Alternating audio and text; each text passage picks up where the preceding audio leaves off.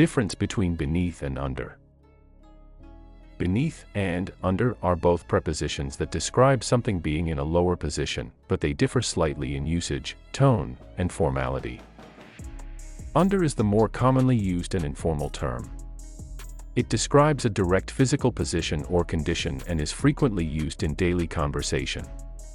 Under often refers to something directly below or covered by another object.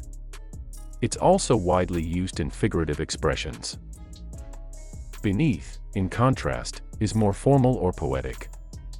While it can describe physical position just like under, it often carries emotional, symbolic, or hierarchical meaning.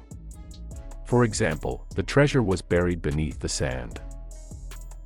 In summary, under is more versatile and casual, used for physical and idiomatic purposes, while beneath adds formality or depth, often used in symbolic or moral contexts. Thanks for watching. For more such informative videos, subscribe our channel and like the video. See you next time.